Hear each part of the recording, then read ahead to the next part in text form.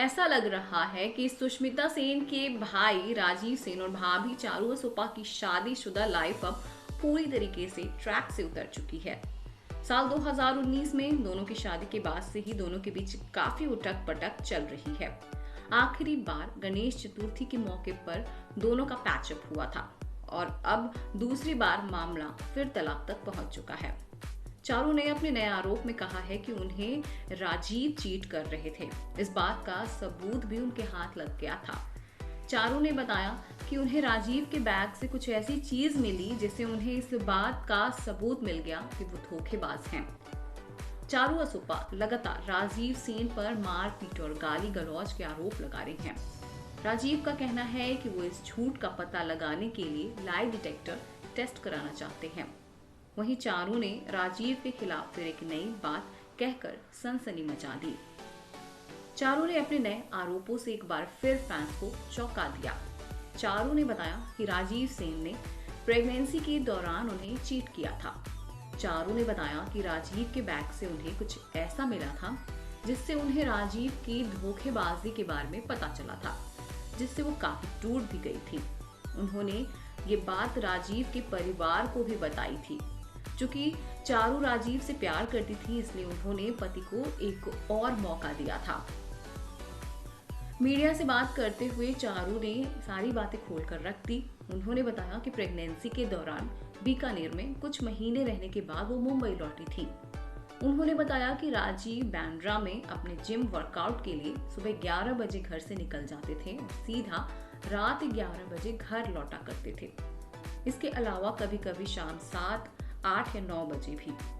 जब मैंने राजीव से इस बारे में पूछा तो वो अक्सर कहते थे कि मैं मैप पर ट्रैफिक देखता था, फिर बांद्रा में कॉफी पीता था और ट्रैफिक कम होने का इंतजार करता था।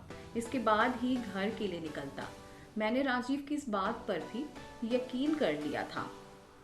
चारू ने आगे बताया कि राजीव कहते थे कि कभी कभी वे अपनी गाड़ी में ही सो जाते थे और कई बार उनके पास दूसरे बहाने भी रहते थे। एक बार राजीव दिल्ली गए मुझे बिना बताए। मैं चीज़ों को यहाँ से वहाँ रख रही थी, तभी अचानक मुझे राजीव के बैग में कुछ मिला। इसके बाद मुझे पता लगा कि राजीव मुझे चीट कर रहे थे। मैंने ये बात पूरे परिवार को बताई और पूरा परिवार इस बारे में जानता है। जब भी ऐसा कुछ होता है मैं यही सोचती कि अब मैं यहाँ नहीं रहूंगी, बस छोड़ दूंगी। लेकिन फिर कहीं ना कहीं मैंने राजीव को बहुत प्यार किया है, इसलिए मैं उनकी सारी बहानेबाजी को भूलकर आगे बढ़ती। मैंने हमेशा राजीव को दूसरा मौका देकर नई शुरुआत करने की कोशिश की। मेरी शादी के 3.5 साल बस नई शुरुआत के इंतजार में ही निकल गए। राजीव सेन ने इस बात से परेशान है कि चारू घर की हर बातें मीडिया और सोशल मीडिया तक खींच कर ले जा रही हैं और इससे उनका और उनके परिवार का नाम खराब हो रहा है। अब राजीव ने भी अपने ऑफिशियल यूट्यूब चैनल पर एक वीडियो शेयर कर चारू के आरोपों का जवाब दिया। बता दें कि हाल ही में चारू ने राजीव पर घरेलू हिंसा का आरोप लगाया था। उन्होंने राजीव के खिलाफ मारपीट और गाली गलौज का भी आरोप लगाया था। अब हाल ही में राजीव ने अपने ऑफिशियल यूट्यूब चैनल पर वीडियो शेयर कर वाइफ के आरोपों का जवाब दिया। राजीव ने इस वीडियो में कहा कि चारू के आरोपों पर वो शॉक्ड हैं। उन्होंने काफी नपे तुले शब्दों में कहा कि मैं मीडिया में नहीं जाऊंगा और ना ही मैं किसी पर कोई इल्जाम लगाने जा रहा हूँ। मैं बस उसका जवाब दूंगा जो मेरे बारे में कहा गया है।